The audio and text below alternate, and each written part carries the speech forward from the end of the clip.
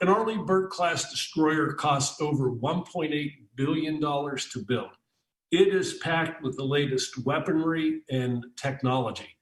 I could fly a Tomahawk cruise missile 1,000 miles and have a 98% probability of landing within 25 feet of its target. I could shoot down a bird at 50 miles. But you know what? That's not what kept me up at night. Do you know what did? It was our sewage system. And it's something that you don't think about with a ship, but I had 4 sewage pumps in the forward part of the ship, and I had 4 pumps in the after part of the ship. And I need 1 pump to work in order to keep us in business. And the money on the ship was spent for these expensive weapon systems. For the pumps, they gave it to the lowest bidder. And the weak point on the entire ship was the mechanical seals that kept these pumps in action.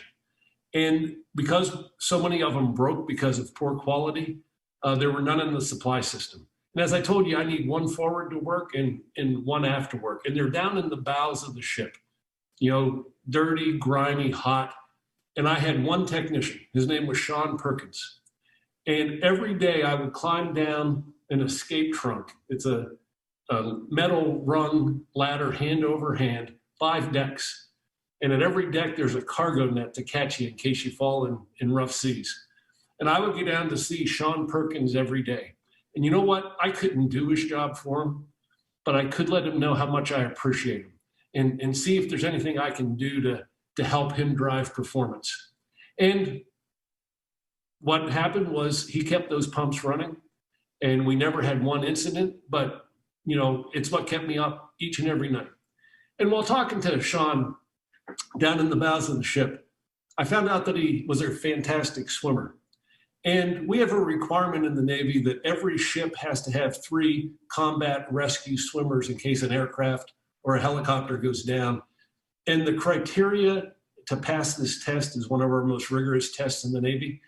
And I only had 2 qualified rescue swimmers.